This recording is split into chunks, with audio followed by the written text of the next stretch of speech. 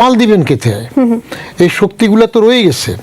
আমি তো জামাত নিষিদ্ধ করার পরও হাসিনার বিরুদ্ধে কথা বলছিলাম লাইভে, যে জামাতের মতো দলও নিষিদ্ধ করার দরকার নাই, মুসলিম লীগের মতো ভোটে ন্যাচারালি উইড আউট হয়ে যাক। গণভবনের মতো এত বড় একটি জায়গায় আসলে জুলাই জাদুঘর যে স্থাপন করা হলো, এই বিষয়টিকে আপনি কিভাবে দেখেন? আমি তো প্রথম থেকে বলে আসতেছি, লাইভ টিভিতে বারবার বললাম যে এটা কারো বাপের জায়গায় নাকি যে ওখানে জাদুঘর করবে।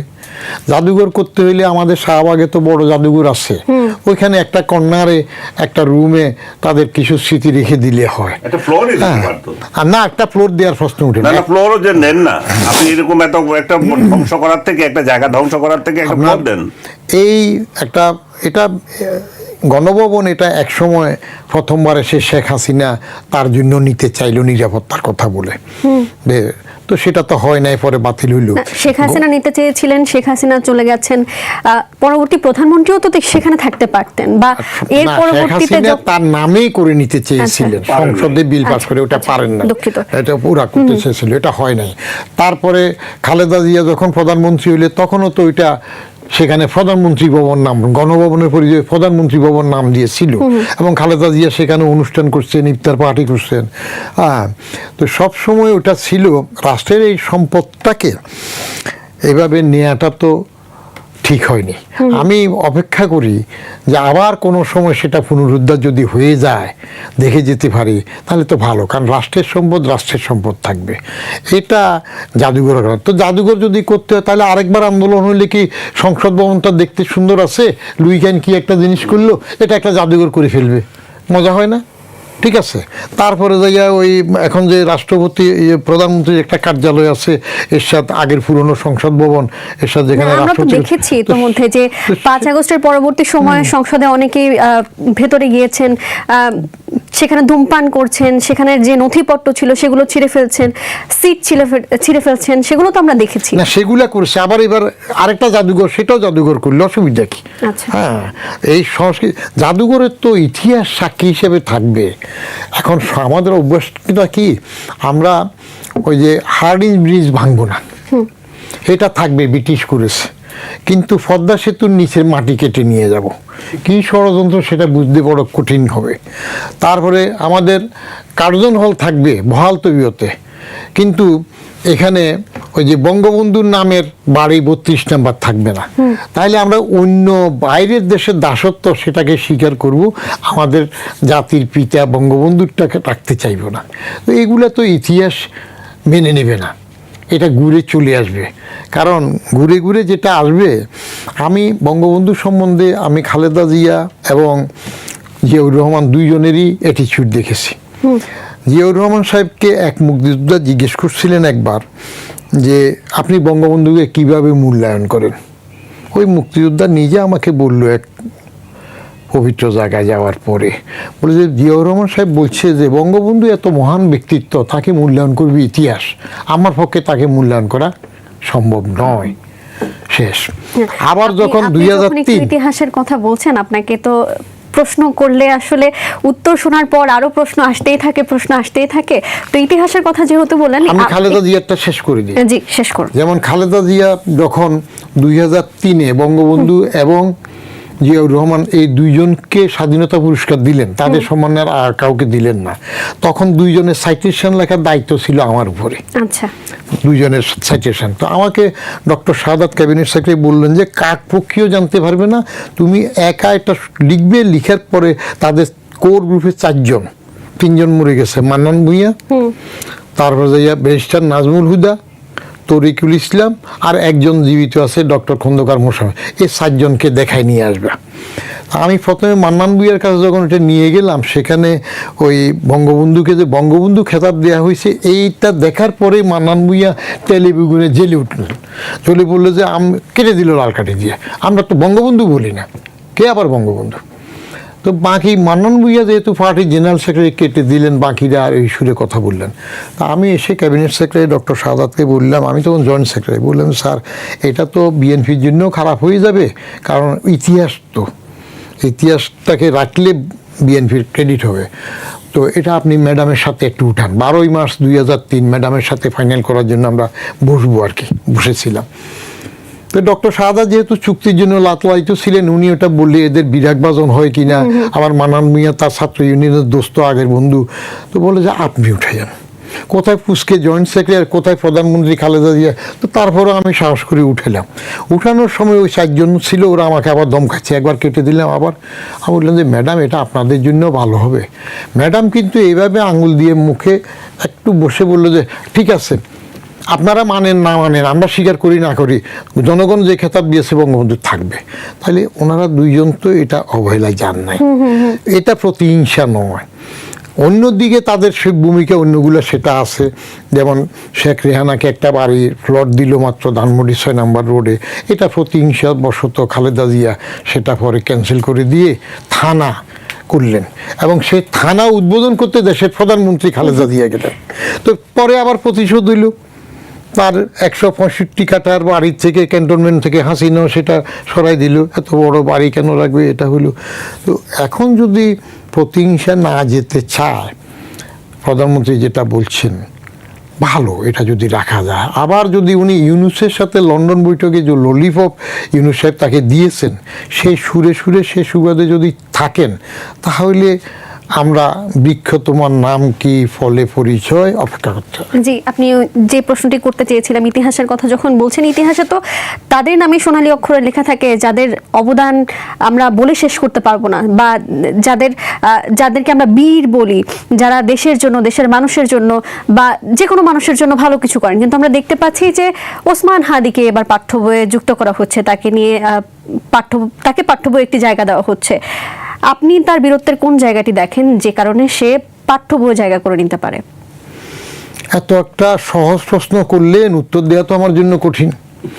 কারণ ওসমান হাদি বীর হইল কেমনি সেটাই তো আমি এখনো বুঝি নাই। এরপর তো আমার বাড়ি যাওয়ার সময় এরা ধরে মারবে। ওসমান হাদি নজরুলের পাশে ওইখানে ঢাকা ইউনিভার্সিটি ঢুকলো কিভাবে, সেটা কি কেউ চেষ্টা করে বের করেছেন? আপনি হয়তো বুঝতে পারেননি, কিন্তু পাঠ্যপুস্তক অধিদপ্তর নিশ্চয়ই বুঝেছে। পাঠ্যপুস্তক অধিদপ্তর বুঝবে, কারণ যারা এখন পাঠ্যপুস্তক ছাপাবে তারা তো ইতিহাস বদলাই ফেলতে চায়। তারা তো এর আগে বঙ্গবন্ধু কি এটা স্বীকার করতে চায় না, 71 স্বীকার করতে চায় না, তারা বাপ স্বীকার করতে চায় না। আমি আরো আগে একবার টেলিভিশনে বলছিলাম যে আমার বাপ কে, এটা তো আমি জন্ম হয়ে বুঝি নাই। মা বলছে, চাচা বলছে, ফুফু বলছে, খালা বলছে, তারপরে বাপ কোলে নিয়ে পিঠে চাপা চাচা আব্বু আব্বু করছে, তারপরে আমি চিনছি এটা বাপ, তারপরে পত্রিকা লেখা হয়েছে বাপ। এখন এরা আইসা বাপই অস্বীকার করে ফেলে।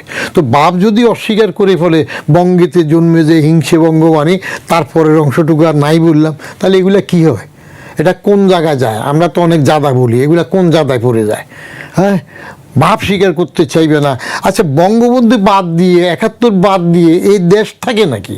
এটার অস্তিত্ব থাকে নাকি? এখন তারা যদি বলে তারা এই এখনকার গণ অভ্যুত্থানে বা গণ আন্দোলনে অংশগ্রহণ করছে, তো আমরা করি না? আমরা কি কলা চুষছি? 69-এ আমরা চষে বেড়াইছি না? তখন টকবগে ইউনিভার্সিটির ছাত্র না? সেই সময় রাজনীতি আমরা দেখেছি না? এখন 2 দিনের যুগী বাতেরা অন্য কইয়া কেউ যদি হঠাৎ করে কিছু করতে চায়, এগুলো আলটিমেটলি টিকে না। ইতিহাসের বিবেচনায় এটা মিলিয়ন এটা টিকার সম্ভাবনা থাকবে না। টিকবে কখন? যে কদিন জামাত যদি ক্ষমতায় থাকে বা ওরা যদি এরকম জোর জবরদস্তি মফ করে যে কদিন রাখে। আর আপনার কবরই তো থাকে না অনেক সময়। শেখ হাসিনা কি কম চেষ্টা করছে চন্দ্রিমা উদ্যান থেকে কবর সরাই ফেলার জন্য? জিয়াউর রহমানের লুই কানের ম্যাপ ট্যাপ আনলো, টাকা খরচ করে আনলো, পারছে নাকি? কারণ এটা টিকে গেছে, পারে নাই। আরও কি হইলো, কপাল গুনে এবার খালেদা জিয়ারও সেখানে কবর হইলো। এখন শোনা যায় ওখান দিয়ে আরও একটা কবরের জায়গা নাকি আছে, ভবিষ্যতে আরও কারো একজনের জায়গা হবে। আর এই কবর কীভাবে হয়? নসিবের কিছু ব্যাপার আছে। যিনি দেশ স্বাধীন করেন, বঙ্গবন্ধু জাতির জনক, তার 570 দিয়ে গোসল হয় নসিবের কারণে। কেমন কিছু একটা ঘটলো দেখা। আর তার ওই যে রেড ক্রসের কাপড় দিয়ে জানাজা হয়। আর জিয়াউর রহমান যেহেতু তাকে মারার পরে 2 জনকে কিন্তু মারছে, আর্মিরাই মারছে। হ্যাঁ, একজন হয়েছেন প্রয়াত, বঙ্গবন্ধুকে বলে প্রয়াত শেখ মুজিবুর রহমান, আর জিয়াউর রহমানকে বলে শহীদ জিয়াউর রহমান, কিন্তু 2 জনই আর্মির হাতে মৃত। কেমন? তার কবর হইল যেহেতু গভর্নমেন্ট আউট হয় নাই, সাত্তার গভর্নমেন্টে ছিল, তখন তার কবরটা কিভাবে হইল? যে ম্যাপটা আর্কিটেক্ট দিয়ে এমনভাবে করা হইলো, স্পিকার চেয়ার থেকে বসে তাকাইলে সোজা যেন জিয়াউর রহমানের মাথা বরাবর হয় কবরের, অর্থাৎ কবরে শুয়ে জিয়াউর রহমান সোজা স্পিকারকে দেখতে পারবেন। তো এইগুলো হইল সময়ের বরপুত্র, সময়ে যখন সুবিধাজনক হয় তখন সেটা ঘটে, সময় না হলে। ধন্যবাদ ধন্যবাদ। আর ওই একটা কথা বলছিলেন যে আমি আবারও বলি, সবসময় বলি, হাসিনা পালিয়ে গেছে, এটা আমি বলি না। হাসিনা পালালো কোথায়? হাসিনা কি নিজে হেলিকপ্টার চালিয়েছে? আমি আগেও বারবার বলছি, হাসিনা কি ইরানের শাহ নাকি? আমাদের এখানে এসেই বলেছে। হ্যাঁ, এখানে বলি হাসিনাকে কারা পাঠাইলো, কোথায় আলাপ করে পাঠাইলো, কিভাবে আরেক দেশে পাঠাইলো, সেগুলো তো এখন বাসুরের নাম নিতে মুখে মানা, সেটা তো বলবেন না। বাইর করুক, বাইর করলে দেখা যাবে। তাহলে বিষয়টা কি এমন যে উনি পালাননি, ওনাকে জোর করে নিয়ে গেছে? উনি পালান নাই, জোর করে না, সমঝোতার মধ্যে। উনি পালান নাই, ওনাকে যেতে যে কোনোভাবে হোক বাধ্য করা হয়েছে। এগুলো যদি আপনি তদন্ত করে বের করেন তখন দেখা যাবে উনি কি যেতে চেয়েছেন। আমরা যতটুকু যেতে তো চান নাই, এমন তো বাইরে কথা শোনা যায়, উনি বলছে ঠিক আছে আমার আটকা রাখো, না হলে ক্যান্টনমেন্টে দাও, না হলে ইয়েতে টুঙ্গি ভাড়া পাঠাও। তো এসব কথা গোপালগঞ্জে নিয়ে যেতেও তো মনে হয় তিনি বলেছিলেন। হ্যাঁ, ওই তো টুঙ্গি ভাড়া আর কি, হ্যাঁ সেগুলো বলছে না, শোনা যায় তো। তো এগুলো যদি আপনার ইউনুস মার্কা কিংবা তার সাথে ললিপপ খাওয়া মার্কা তদন্ত না হইয়া যদি আরেকটা নিউট্রাল তদন্ত হয় তখন সব কিছু বের হয়। বুঝতে পেরেছি, ধন্যবাদ ধন্যবাদ। জনাব আনিস আলমগীর, আমরা কথা বলছিলাম ইতিহাস নিয়ে। আমরা সরকার পরিবর্তন হলে ইতিহাসের পরিবর্তনও বিভিন্ন সময় দেখতে পাই, ইতিহাস বিকৃতিও দেখতে পাই। এটি কেন হয় শুরুতে জানতে চাই, এরপর আরো প্রশ্ন রয়েছে, আগে এটি জানবো। ইতিহাস কেন বিকৃত হয়ে যায়? সরকার বিকৃত করার চেষ্টা করা হয়, বা কেন ইতিহাসের পরিবর্তন আনার চেষ্টা করা হয়? চেষ্টা করা হয় যে দলীয়করণ, কারণ আমরা আমাদের ইতিহাসকে তো আমাদের ইতিহাসের মতো চলতে দেই না। আমরা যখন আমাদের ইতিহাসকে আমাদের মতো চালাতে চাই তখনই বিকৃতি শুরু হয়, যেটা বঙ্গবন্ধু থেকে শুরু যদি করে। বঙ্গবন্ধুর ইতিহাস বঙ্গবন্ধুর মতো করে লিখবো কেন? বঙ্গবন্ধু বাদ দিতে হবে। আবার শহীদ জিয়ার যদি কোনো অবদান থাকে তাহলে ঠিক আছে, সেটা রাখবে কেন? আমরা এখন যখন ক্ষমতা আছি তখন সেটা রাখবে না। উনি শহীদ জিয়া না, ওনার কোনো অবদানই নাই। উনি মুক্তিযুদ্ধও ছিলেন কিনা, মুক্তিযুদ্ধের সময় উনি পাকিস্তানের এজেন্ট ছিলেন। তো এই আবার এরা যখন ক্ষমতা আসে এরা আবার এটা করে। আপনি প্রশ্ন তুলেছেন যে হাদির ইতিহাস আবার আমাদেরকে পাঠ করতে হচ্ছে। আমি যদি একটু আবার ক্লিয়ার করে বলি আপনাকে, যে আমার বাবা তো একরকম ইতিহাস পড়েছেন, আমি একরকম ইতিহাস পড়েছি, আমার সন্তান যে হবে সে একরকম ইতিহাস পড়বে। তাহলে একই পরিবারের আমরা তিনজন তিন ধরনের ইতিহাস পড়লাম, এটির তো একটি বিভেদ সৃষ্টি হবে, আমাদের মাঝেই বিভেদ সৃষ্টি হবে, একটি পরিবারেই বিভেদ সৃষ্টি হবে। তাহলে ধরে নেওয়া যাচ্ছে যে এটি দেশেও একটি বিভেদ সৃষ্টি করতে পারে যে কোনো সময়। তাহলে এই সমস্যা থেকে সরে যাওয়ার বা এই পরিত্রাণ পাওয়ার উপায় আসলে কি? এটা হচ্ছে যেমন ধরেন আপনি হাদির ঘটনা দিয়ে ধরেন, হাদি একটা সিম্বলিক হিসাবে আসছে জামাত শিবিরের ঘটনা থেকে, যে তাদের তো কোনো বীর নাই, তো তারা একটা অলিক বীর বানাবে। তাদের কোনো বীরের রচনা ইয়েতে নাই, পাঠ্য বইতে নাই। তো তাহলে কি করবে? তাদের যাদেরকে নিয়ে লিখবে তাহলে আলবদর, আল শামস, এগুলা সবগুলো একসাথে আসবে। তো আল শামসের ইতিহাস তো এখানে চলবে না, এটা তো পাবলিক নেবে না। তাহলে তথাকথিত এক বীর বানালো তারা, এই বীরের ইতিহাস দিতে হবে। এই বীরের ইতিহাস কি তাহলে? অনেকে আমাকে শেষ করতে দেন।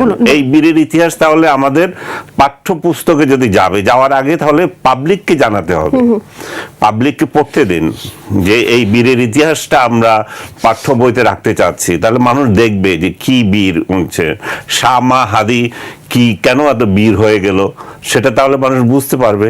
এখন আপনি যদি মানুষকে সুযোগ দেন, সেইভাবে আপনি, যেহেতু জামাত ক্ষমতার কাছাকাছি বা ক্ষমতায়, তাদের চাপে ওকে রাখা হবে, নতুবা এরকম নিকৃষ্ট ডিসিশন টেক্সট বুক বোর্ড নিতে পারে না যে হাদিকে এর পাঠ্য বইতে দিতে হবে। আমাদের সন্তানরা হাদির কাহিনী শুনবে যে অশ্লীল বাক্য বলে যে ইয়ে হয়েছে, জনপ্রিয় হয়েছে, যার কোনো ইতিহাসই নাই, যার একটা টিচার ছিল, যার ইভেন জুলাই আন্দোলনও আমি তার কোনো অস্তিত্ব দেখে নাই।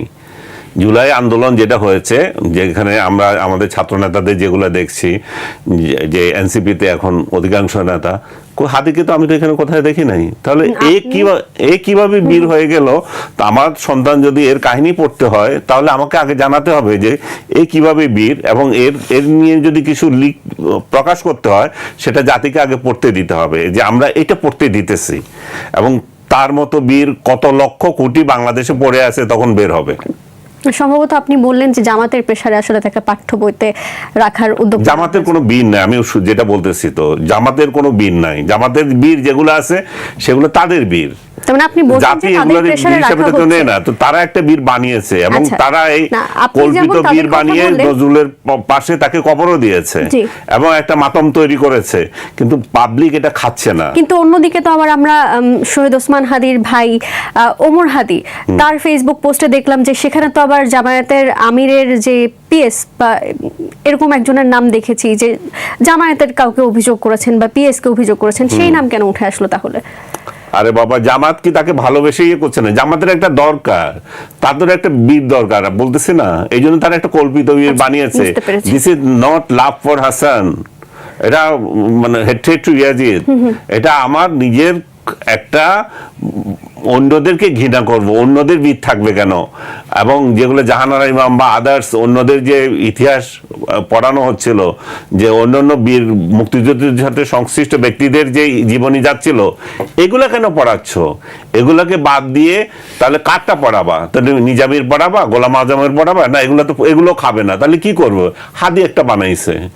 জি, আপনি যেমনটি বলছিলেন যে হাদির বিষয়ে জানাতে হলে আমার সন্তানকে বা আমাদের সন্তানকে ভিডিও দেখাতে হবে, শোনাতে হবে বিভিন্ন বিষয়গুলো। তাহলে হাদির তো অনেক এমন কথা রয়েছে বা এমন অনেক ভাষা রয়েছে যেগুলো আসলে শোনানো সম্ভব না, যেগুলো অশ্রাব্য, সেক্ষেত্রে কি করব? ওই জন্যই তো বলতেছি, এটা পাঠ্য বই তো তোলার আগে জাতিকে প্রেজেন্ট করতে হবে। আমরা এই মহান বীর শামা হাদি সম্পর্কে জাতিকে জানাতে যাচ্ছি। শামার ব্যাখ্যা আবার আমার কাছে চাইেন না, তো জাতিকে জানাতে যাচ্ছি তার এই গুণের কারণে। তো পাবলিক দেখবে, তখন পাবলিক যদি নিতে পারে তো নিবে। জি, ধন্যবাদ। জনাব বদিউর রহমান, আপনার কাছে আবারও আসতে চাই। আগে আপনি তো নিশ্চয়ই জানেন যুক্তরাজ্যে একটি ঘটনা ঘটলো, সেখানে ডিম ছোড়াছুড়ির একটি ঘটনা ঘটেছে, যদি একটু দেখলাম। আচ্ছা, সেখানে আওয়ামী লীগের যে রাজনীতি বলা হচ্ছে যে আওয়ামী লীগের যারা ওখানে ছিলেন তারাই ডিম নিক্ষেপ করেছেন, সেখান থেকে যদি বলি যে আওয়ামী লীগের এই রাজনীতিকে আপনি কিভাবে ব্যাখ্যা করবেন, বা আওয়ামী লীগের যারা সমর্থক যারা আসলে ডিম নিক্ষেপ করলেন এবং বিক্ষোভ করলেন, এই বিষয়গুলোকে আপনি কিভাবে ব্যাখ্যা করবেন? আর একটু যদি বলতে চাই যে এটি তো প্রথম ঘটনা নয় ডিম ছোড়াছুরির, তাই না? আমরা দেখেছি যে আওয়ামী লীগের এমপি মন্ত্রী যাদেরকে আসলে থানায় নেওয়া হয়েছে বা আদালতে তোলা হয়েছে, তখন ডিম নিক্ষেপ করা হয়েছে, ময়লা পানি ছোড়া হয়েছে, জুতো ছোড়া হয়েছে, এই ঘটনাগুলো তো ঘটেছে, তাই না? তো আসলে এই ডিম ছোড়ার রাজনীতি তো আমরা বেশ কিছুদিন ধরেই দেখছি, এটা কেন ঘটছে আর কেনই বা সৃষ্টি হলো? এই দেশের রাজনীতির একটা সংস্কৃতিতে পরিণত হয়ে গেছে। আমরা এর আগে এগুলো দেখেছি না, যে কোনো এক বড় নেতার বাসার সামনে ট্রাকে করে সমস্ত ময়লা রেখে দিয়েছিল, সেই ঘটনা আমরা দেখেছি। ডিম মারা এগুলো একটা প্রতিবাদের অংশ, কারণ সবাই বলে ডিম ছুঁড়েছে। এর আগেও তো আমরা দেখছি কার কপালে, ওই যে আমাদের বাজাই জানাপা জাতীয় নাগরিক পার্টির কার মাথায় ডিমের ছবি, কার দিকে, আমি ওইসব এইগুলোর নামটা মনে রাখতে পারি কম। তো ডিমের ছবি দেখলাম। কোন একটা শক্তিকে যদি আপনি জোর করে দমায় রাখতে চান, তাহলে সে প্রকাশের জন্য একভাবে না একভাবে বেরোবে। খরস্রোতা নদীতে বাঁধ দিয়ে পানি আটকাতে পারবে না, ওটা পার ভেঙে চলে যাবে। কিংবা পারও যদি শক্ত করে বাঁধেন, তাহলে সেখানে বিদ্যুৎ উৎপাদন হয়ে যাবে। কেমন? এখন আওয়ামী লীগের মতো একটা শক্তিকে আপনি নাজায়েজ করে দিলেন, পোলা পাইনে যমুনার সামনে যাইয়া ভেসকি দিল, তখন ইউনূস তার কথা পাল্টাইল। ইউনূস আগে কি বলছিলেন, যে আমরা কোনো রাজনৈতিক দল নিষিদ্ধ করব না। বাজার বাংলাদেশ জাতীয়তা দল এরা তো সবসময় বলছে রাজনৈতিক দল নিষিদ্ধ হবে না, কিন্তু দুইজনই তো কথা রাখে নাই। ইউনুস পরে দেখলো যে মুখে এটা বললো, কিন্তু যেই ছেলেপেলেরা ওই জানাফা তাদের ছেলেপেলেরা যাইয়া তখন যখন বেসকি দিল যমুনাতে, তখন কায়দা করে বললো যে না, নিষিদ্ধ করি নাই, তবে কার্যক্রম নিষিদ্ধ করলাম। কথা তো একই। তো ইউনুস করে গেল এইভাবে। আর বাজাদ সরকার গঠনের পরে সবচেয়ে নিকৃষ্ট এবং ন্যাক্কারজনক কাজ করলো, আওয়ামী লীগ নিষিদ্ধ করে। এটা বাজাদের জন্য ভালো হয় নাই। হ্যাঁ, আওয়ামী লীগের শেখ হাসিনা বাজারদের উপর যথেষ্ট অত্যাচার করছে, সেই পল্টনের সমাবেশটাকে ধূলিসাৎ করে দিয়েছে, সবই করছে, কিন্তু রাজনীতিকে রাজনীতি দিয়ে মোকাবিলা করতে হয়। রেস করছে, মিটিং করতে দেয় নাই, গোলাপবাগ মাঠে পাঠাই দিছে, এই জাতীয় অনেক কিছুই ঘটেছে, ঠিক আছে। তো সেটার জন্য এখন তাকে নিষিদ্ধ করে দিবেন, নিষিদ্ধ করে রাখবেন কোথায়, সামাল দিবেন কোথায়? এই শক্তিগুলো তো রয়ে গেছে। আমি তো জামাত নিষিদ্ধ করার পরও হাসিনার বিরুদ্ধে কথা বলছিলাম লাইভে, যে জামাতের মতো দলও নিষিদ্ধ করার দরকার নাই। মুসলিম লীগের মতো ভোটে নেচারালি উইড আউট হয়ে যাক, ফেয়ার ভোট হোক, আর জোটও উঠে যাক। যে জোট উঠে গেলে তখন ওই যে এখন যেগুলা একজন না দুইজন না সব মন্ত্রী টন্ত্রী কি হয়ে গেল না আমাদের, এরা কোনো পার্টিগুলা উইড আউট হয়ে যাবে, নতুন পার্টি আসবে। তো আওয়ামী লীগকে আপনি বন্ধ করে দিবেন, তারা সুযোগ পেলে ডিম মারবে না, সুযোগ পাইলে জানাজা গিয়ে জয় বাংলা স্লোগান দেবে না, সুযোগ পাইলে মিছিল করবে না, এটা তো হয় না। একসময় ত্যক্ত বিরক্ত হয়ে তখন আপনি দেখবেন যে না, আসলে তো এটা শক্তি, কেমন। আর এখন যেটা বলা হয়েছে সে বিরোধী দল নাই, এখন এক দল। এই যে বাজাই, যেটা বাংলাদেশ জামাতে ইসলামী আর বাজাই, এরা আলাদা দল নয়, এরা এক দল। এখন সাজতে হয় বিরোধী দল, সেই জন্য একটাকে বিরোধী দল সাজিয়েছে, এভাবে আপসে চলবে। আপনি যেহেতু নিষিদ্ধের কথা তুললেন, তো আপনার কাছে আরো একটি প্রশ্ন তুলে ধরি। জাতীয় পার্টির চেয়ারম্যান জি.এম. কাদের বলেছেন, আওয়ামী লীগের মতো একটি বৃহৎ রাজনৈতিক দলকে নিষিদ্ধ করার মাধ্যমে বৃহৎ একটি গোষ্ঠীতে রাজনৈতিক, সামাজিক ও অর্থনৈতিক কর্মকাণ্ড থেকে দূরে রাখা হয়েছে এবং বিশাল জনগোষ্ঠীর রাজনৈতিক অধিকার বহাল না করলে দেশের স্থিতিশীলতা অর্জন করা কঠিন হবে। আপনার কি সেটিই মনে হচ্ছে কিনা জানতে চাই, এবং আওয়ামী লীগকে বাইরে রেখে আসলে দেশে স্থিতিশীলতা অর্জন করা সম্ভব হবে কিনা? মনে হয় না, কারণ আপনি বঙ্গবন্ধু হত্যার পরে কত রকমের কূটকৌশল হয়েছে দেখেছেন না? ন্যাচারাল জাস্টিসও হয়েছে। বঙ্গবন্ধু হত্যার পরে একটা ন্যাচারাল জাস্টিসও ঘটে গেছে, কেমন। তারপরে আবার এরশাদ আসলো, তো আওয়ামী লীগকে তো এরশাদ টেনে নিল। শেখ হাসিনা বলল যে যারা এরশাদের নির্বাচনে যাবে তারা জাতীয় বেঈমান হবে। তো জাতীয় বেঈমান হবে বলে 24 ঘন্টার মধ্যে ইউটার্ন হয়ে চলে গেছে না। রাজনীতিতে পোলারাইজেশন চলে। এখন যে জি.এম. কাদের সাহেব বলতেছেন যে এটা, উনি এখন ভালো কথাই বলছেন। তো হাসিনার আমলে এরশাদকে আবার গৃহপালিত বিরোধী দলের নেতা বলছে না। এরশাদ বলে আমি সুস্থ, কিন্তু হাসিনা বলে অসুস্থ।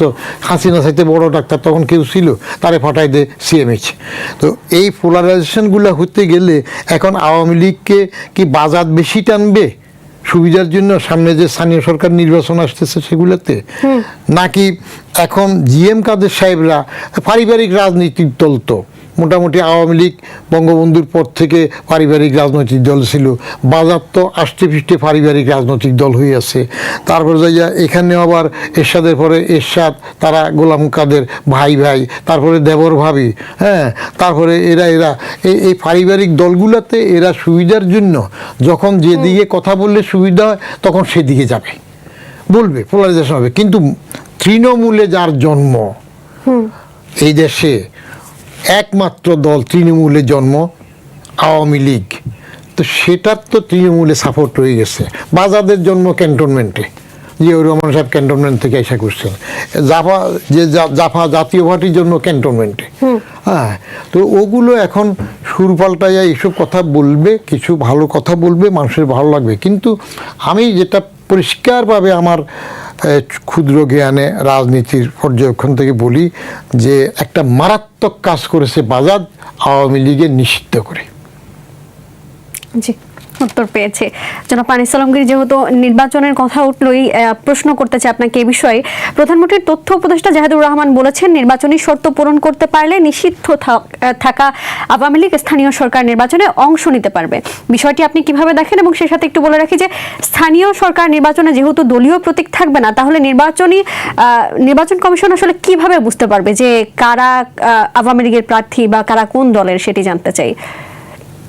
আপনি একটা ভালো প্রশ্ন করেছেন। জাহিদ খুব ভালো আশাবাদ ব্যক্ত করেছেন যে ওদেরকে ইলেকশনে দিবে, কিন্তু ইলেকশন কমিশন যে পদ্ধতিতে এগোতে চাচ্ছে, পত্রিকায় যেটুকু খবর এসছে, সেখানে কিন্তু আওয়ামী লীগের নির্বাচন থেকে নিষিদ্ধ করে দেওয়া হচ্ছে। কারণ সেখানে তারা একটা আইন চেঞ্জ করতে যাচ্ছে।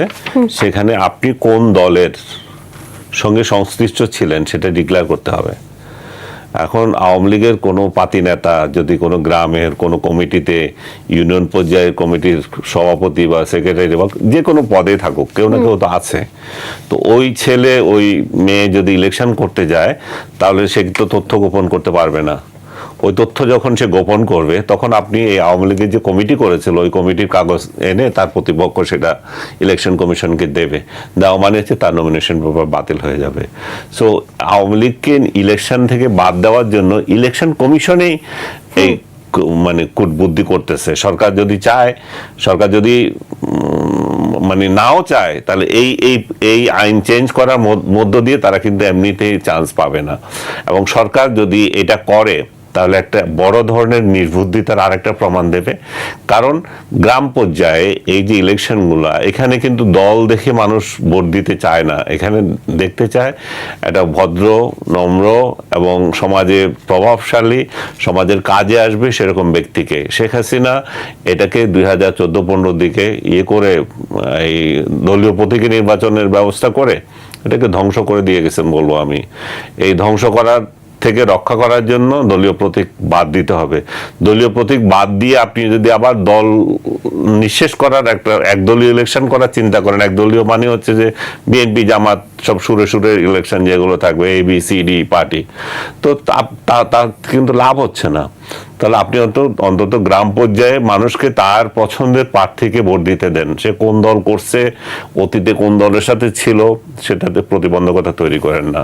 এবং জাহিদ যদি সেই অর্থে যদি চায় তাহলে ভালো। আর যদি বক্তৃতাবাজির জন্য এটা করে থাকে এবং চালাকি করে বলতে থাকে আমরা তো ইলেকশন করতে না করছি না, আওয়ামী লীগ ইলেকশন করতে পারবে, আবার এদিক দিয়ে আইনও থাকবে, দুইটা একসাথে হবে না। জাহিদুর রহমান তো আসলে কথা বললেন, অন্যদিকে আবার আমরা দেখতে পেলাম যে জাতীয় সংসদে ব্যারিস্টার রুমিন ফারহানা প্রশ্ন তুলেছিলেন, স্থানীয় নির্বাচনী কার্যক্রম নিষিদ্ধ হওয়া আওয়ামী লীগের নেতাকর্মীরা অংশ নিতে পারবেন কিনা।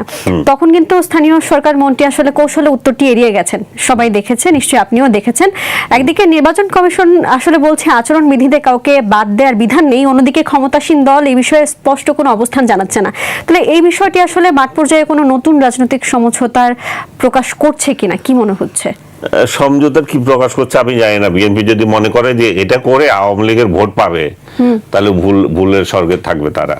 কারণ আওয়ামী লীগের ভোটাররা বিগত সংসদ নির্বাচনে বিএনপিকে ভোট দিয়েছে। ভোট দিয়ে তারা নিজেরা এখন ফিল করছে যে আমরা প্রতারিত হয়েছি, কারণ আমাদের দলটাকে নিষিদ্ধ করে দিয়েছে। ইউনুস কার্যক্রম নিষিদ্ধ করে দিয়েছিল, পাকাপাকি করে এখন নিষিদ্ধ করে দিয়ে গেছে বিএনপি। সো তাহলে তারা সেখানে প্রতারিত বোধ করছে। এবং তারা এরও আশা করেছিল তাদের নেতা কর্মী যেগুলো জেলে পৌঁছতেছে, মাসের পর মাস বিনা বিচার আটকে আছে, তারাও মুক্তি পাবে, তারা আশা করেছিল।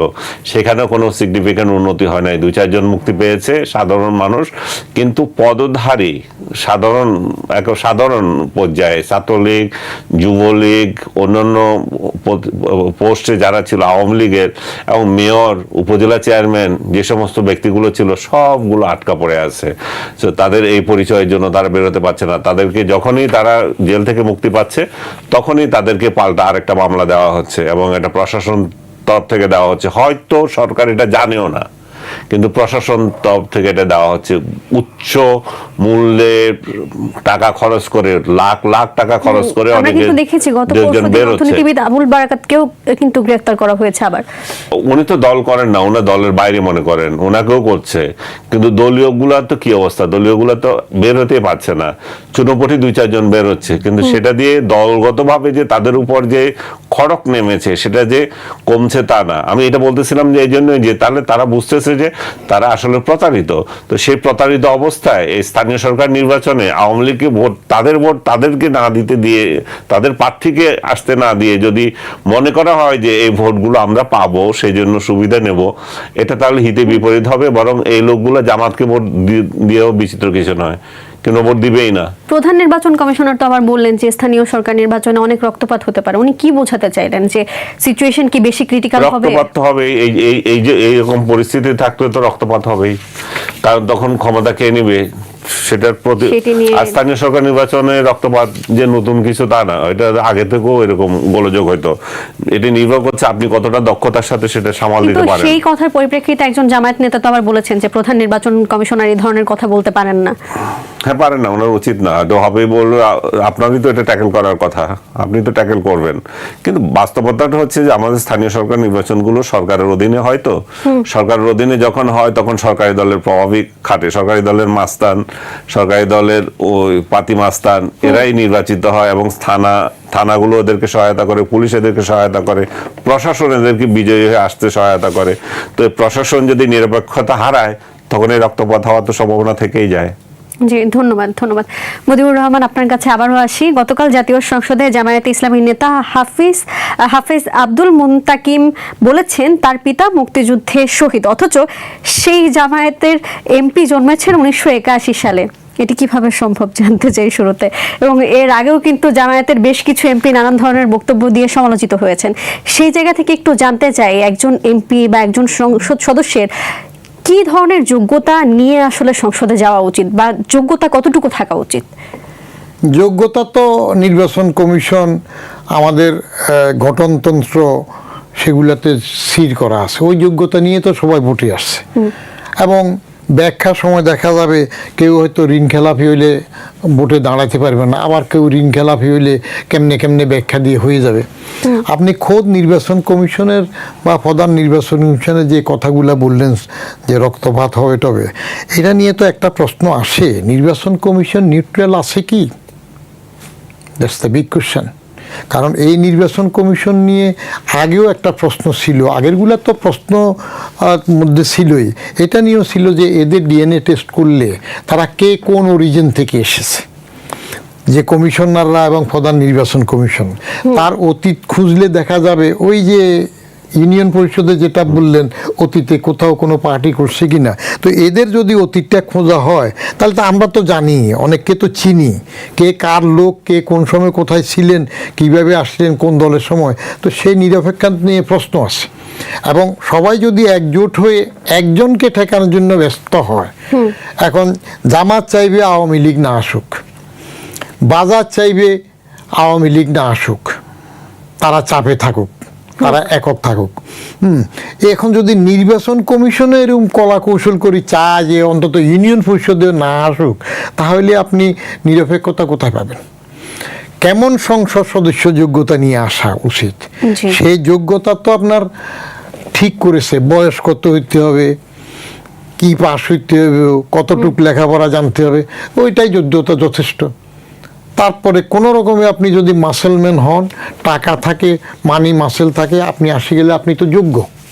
কারণ সেখানে ফেয়ার ইলেকশন বলা, ইনক্লুসিভ ইলেকশন বলা, যেমন এই যে যেটা ফেব্রুয়ারি নির্বাচন হইলো, এটাকে অনেকে বাহাবা দেয়। হ্যাঁ, আগের অনেক নির্বাচন থেকে হয়তো 14 থেকে 18 থেকে ভালো হয়েছে, 24 থেকে ভালো হয়েছে, কিন্তু ইনক্লুসিভ ফেয়ার বলতে যেটা হয় সেটা এবারও হয় নাই। তার কারণ এখানে তো আপনি মেইন একটা দলকে আসতেই দেন নাই, নিজেরা ভাগে করেছেন। আবার ওই যে নতুন যারা আসছে জানাফা, তারা দেখলো যে কয়েকটা সিট দরকার, যাত্রাতে এসে ক্ষমতায় চলে যাবে, মন্ত্রী তো হয়েই গেছে আগে ইউনুসের যেহেতু নিয়োগকারী কর্মকর্তা, আবার নির্বাচিত হয়ে যাবে। তারা পট করে দেখলো যে জামাতের কাছে ঢুকলে কিছু সিট পাওয়া যায়, দরকার ছিল না, এক মেয়াদ না আসলেও কোনো অসুবিধা ছিল না। তো এই পোলারাইজেশনের মধ্যে যোগ্যতা একটাই, সার্ভাইভাল অফ দ্য ফিটেস্ট। এখানে নির্বাচনের ফিটেস্ট কি? জিতে আসা।